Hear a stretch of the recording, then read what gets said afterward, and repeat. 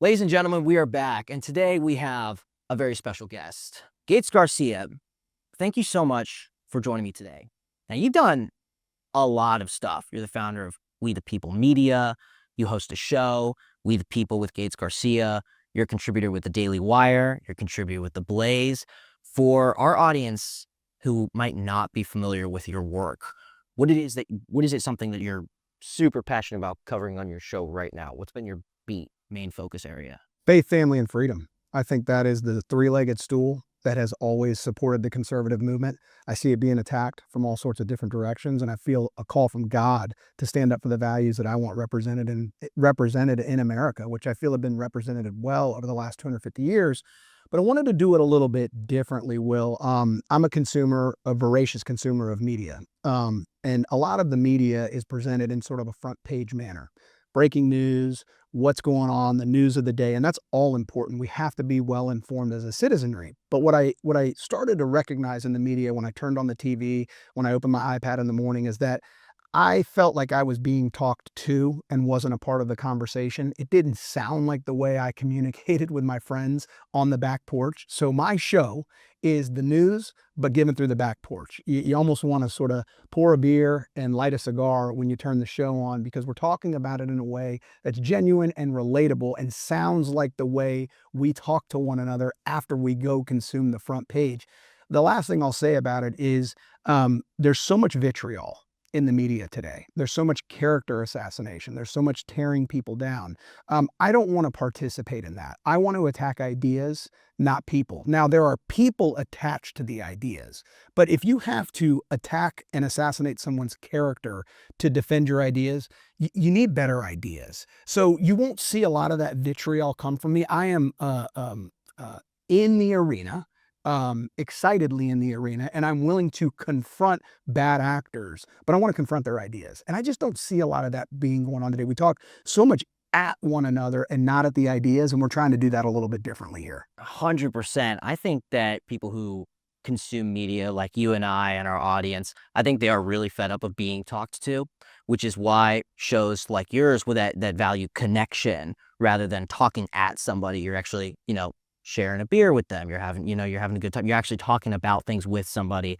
I think our society right now is really starved of connection. So I think that fulfills a glaring gap that really exists. So jumping right in, we have a very obvious crisis to talk about.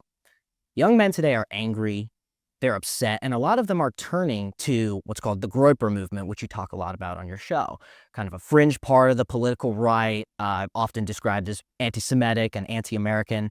For those unfamiliar with the problem, could you explain this crisis? Yeah, well, I like how you use the word problem there, because there are problems among Gen Z. Now, I am wholeheartedly invested in this cause and what the Groypers are trying to do to Gen Z, because I'm a father of four and two of my four kids are boys.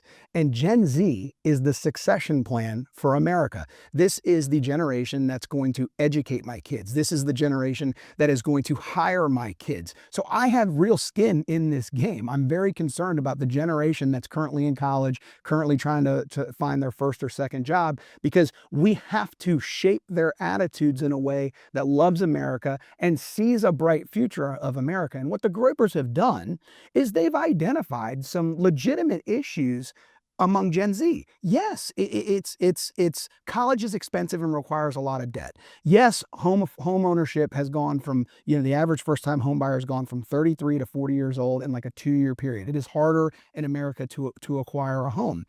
They have all sorts of issues. Family formation has become harder for them. They see a generation that where the majority of the males are conservative and the majority of the women are liberal. When you don't share, I always say with marriage, the marriage formula, and I'm married, I've been married for 15 years. Our formula is aligned vision, aligned values, complementary capabilities. Well, the vision and the values are sort of the bedrock, and that's really how you meet someone at first. What are your values? I want to spend the rest of my life with someone that shares my values. So when among your generation that becomes harder to find people with your values, those are legitimate concerns. My issue with the Groypers is they want to take the responsibility away from the individual. They want to strip agency from a generation. What I always say to Gen Z is, yes, it is hard for you, but let me give you a little bit of perspective. because this generation that's grown up online wants to read everything in today's terms. They don't like to go back and read history, specifically American history. Every generation that's come through America has had it hard. We had a Civil War. We had a Great Depression. We had World War I, World War II. When I graduated college in 2008, it was the worst financial recession this country's ever had in the last 100 years. I was trying to get a job in finance.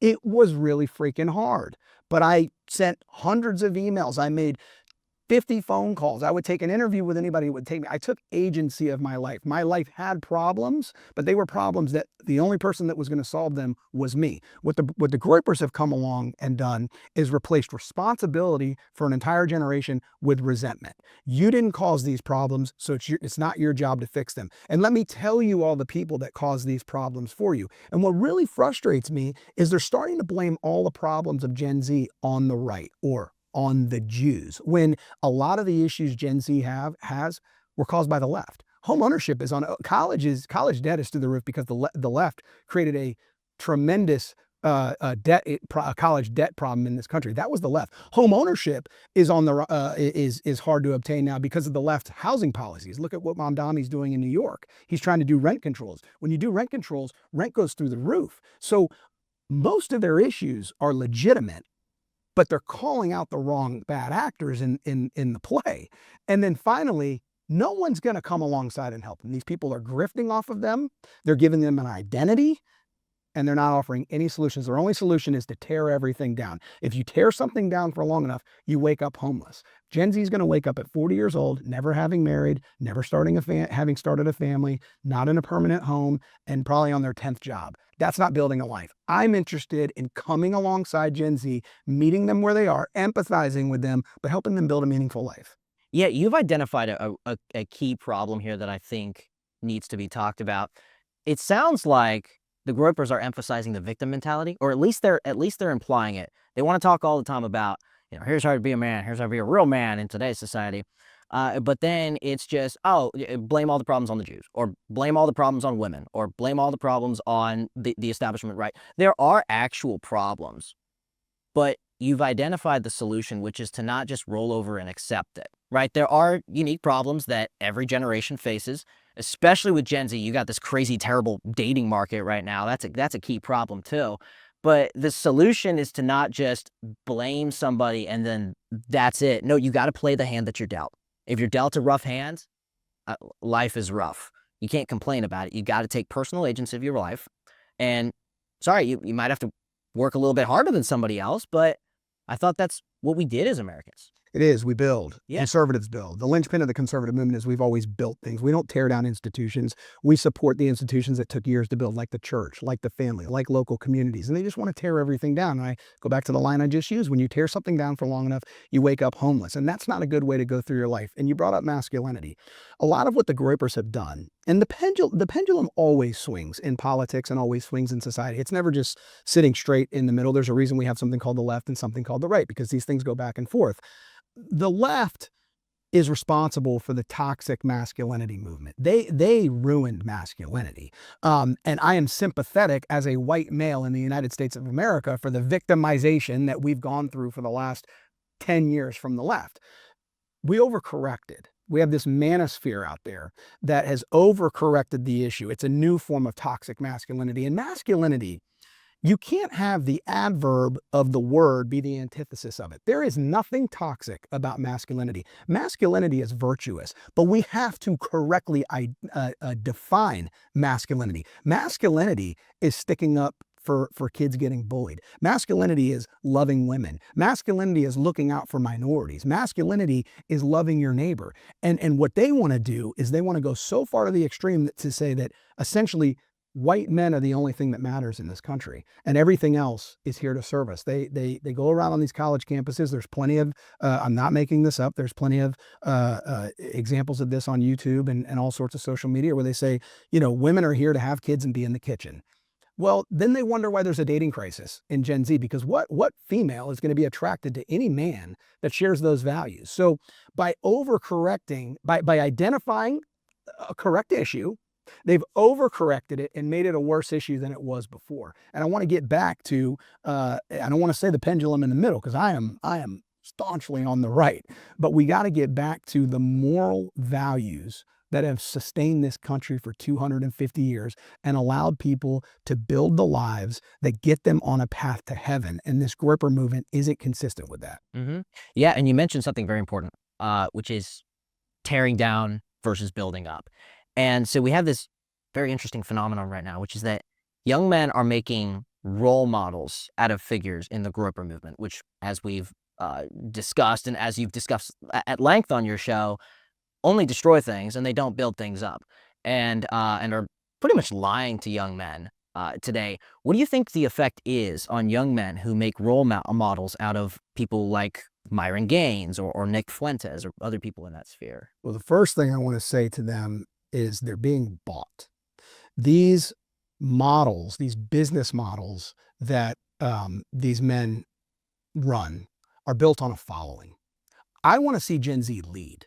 I built my show for my audience. I didn't build it for me. If it comes with a bunch of followers, great, because I get to demonstrate my message to more people. But I didn't build this for me. I built it for we the people. What I want to see is a generation that's ready to lead. And all Nick Fuentes and all Myron Gaines is concerned about is collecting followers. They want to be the leaders. Well, if you're going to be led by someone, I want you to evaluate their life and give me a demonstration of what they've been successful at leading at. These men haven't built families.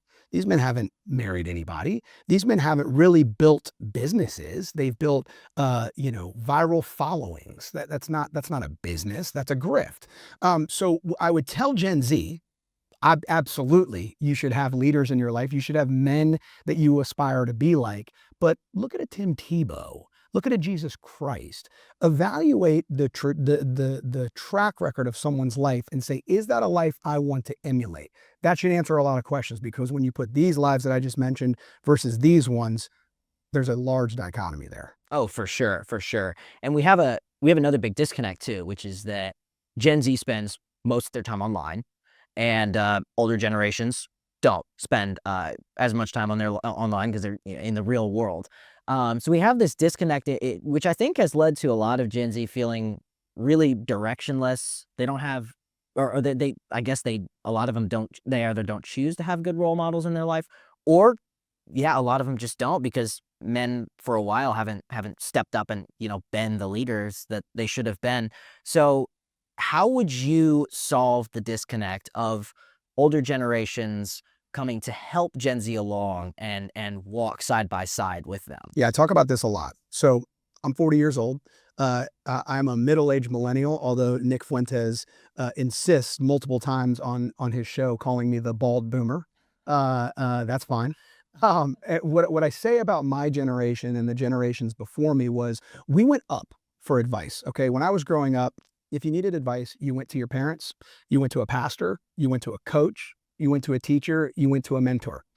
This generation is going sideways. They're going to one another for advice. They're going online. And when you go online for advice, when you go sideways for advice, you're going to people for advice that don't have the requisite life experiences yet to provide that advice. Over time, people gain wisdom. They go through a life of trial and error. They started a business, it failed. They dated a bunch of women until they found their wife. These people have been through life and can provide the experiences to talk about how you apply values to these situations to build that life. But when you go sideways and go to people among your generation, you're not going to get that wisdom that's come from a long life that was built properly. You're going to get an echo chamber. So they get in these echo chambers, and rather than getting new ideas, they get their ideologies and their ideas confirmed. When you go online, and this really doesn't matter what age you are, but it's more prevalent among Gen Z, when you go online, you can confirm any ideology you want.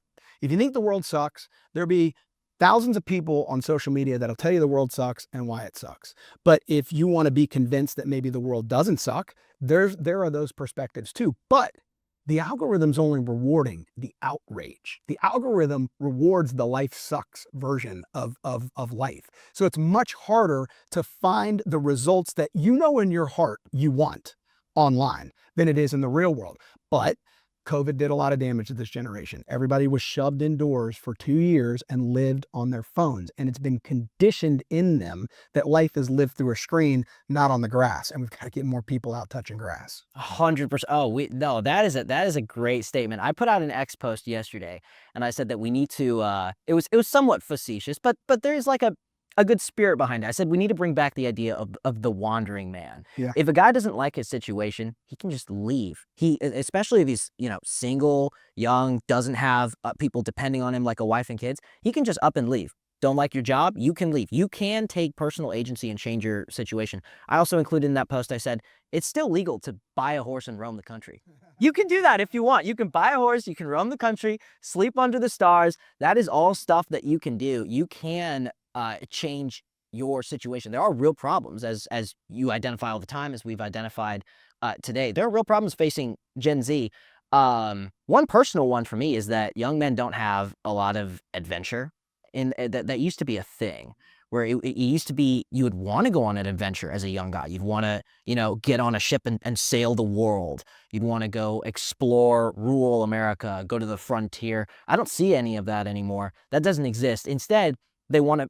It seems like they fall into the manosphere, and then they fall into the victim mentality, and then rather than just turn the phone off and go for a walk, they just want to complain. Why would you ride a horse across the country, or why, to use your example, or why would you go hike in the wilderness or climb a mountain when you could put on a virtual reality headset and just experience it from the end of your bed?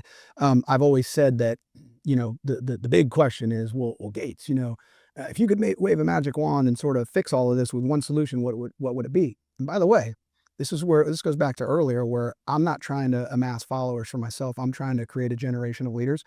I would get rid of all social media. I would wipe it out, all of it. It's toxic to culture. Before social media, people had to read a book. People had to read a hard copy magazine. And I don't want to sound like an old get off my lawn guy, but what I'm getting at is people had to go out into the real world and apply their ideas to the world. Now they can just go confirm them online, and they're living through a screen, and they're not going out. The Groypers always, comment on my stuff. Go touch grass. So I put a post out responding to it one time of me that day coaching my kids in their football game, literally on grass. I touch plenty of grass, man. It's actually those people that I don't think have ever touched any grass in their life, because if they went out and applied what they're doing online to the grass, it's incompatible. I've always said there's a little bit of the trans movement in the Groyper movement. The reason trans thing, we've come a long way on this trans movement and defeating it.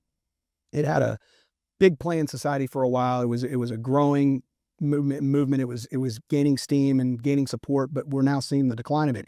It's unnatural. Unnatural things can only be applied to society for so long until enough people wake up and say, this is unnatural. It's incompatible with building a life to demean women. You do that over a long period of time, you're not going to build a life. So I think there's a little bit of an analogy there. Oh, for sure. And I definitely want to take a quick little look at the universities, because that's what we examine here at Leadership Institute's Campus Reform. We examine leftist bias in higher education, report on it, professors indoctrinating students into leftist ideologies and brainwashing them and all that. Obviously, a lot of young men are enrolled in universities, albeit at quickly declining rates. That's what we've been seeing. But what we are also seeing is that the toxic masculinity movement, to go back to it earlier, is of course started and pushed by the left. That is alive and well on college campuses. What do you think it does to a 20-year-old man's psyche to sit in a college lecture that either he or his parents are paying for and hear that his biological traits are toxic? What do you think that does to him? Yeah, I mean, it's a huge problem, and it's a problem at the university level, the higher education level. That's going to be something that's very hard to overcome, because all the money that's gotten involved at the university level. Again, it goes back to my original point. This is a problem that the left caused. So if we're going to point blame at our issues in Gen Z, point to the right people. You can't solve issues unless you know who the bad actors are. The bad actors are the left that created these woke universities.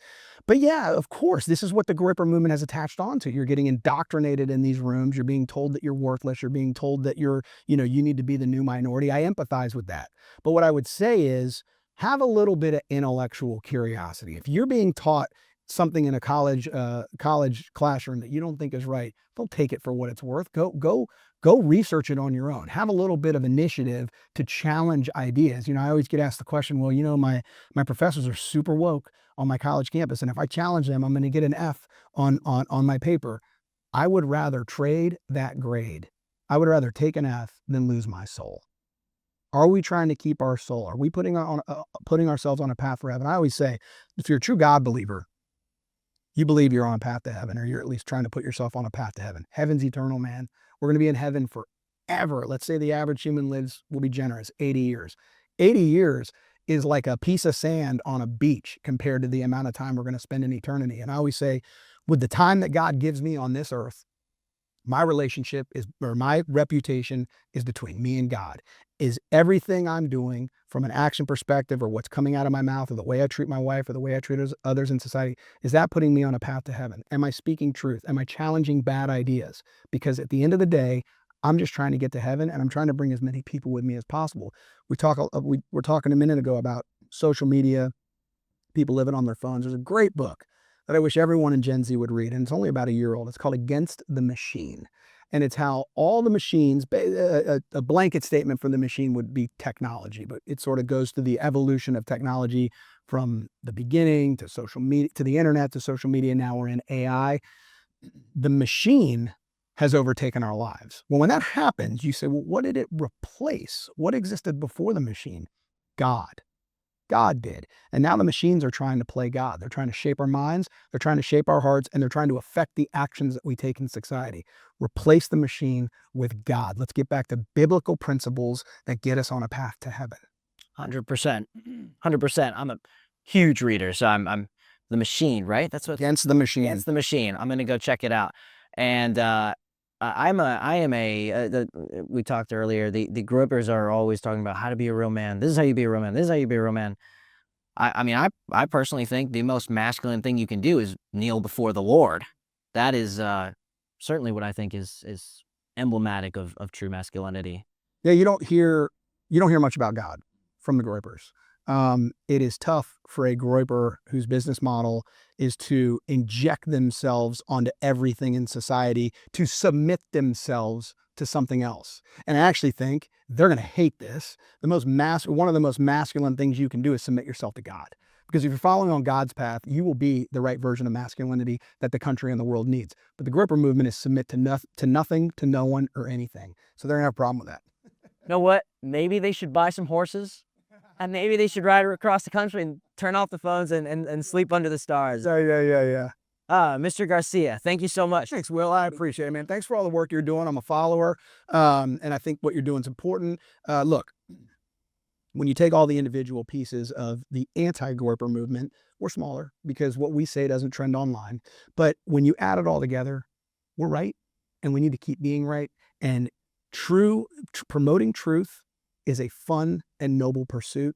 I'm not going to stop doing it. I hope you don't stop doing it. Courage is contagious. I hope conversations like this motivate others to be good people in society. Absolutely. Final thing, where can people find you online? Yeah, Gates Garcia, FL. I am a proud, lifelong Florida native, so I was proud to put the FL at the end of my name, but it's Gates Garcia, FL on X and on Instagram, and the show on YouTube is We the People with Gates Garcia. Excellent. Thank you so much. Ladies and gentlemen, Gates Garcia. Thanks, Will.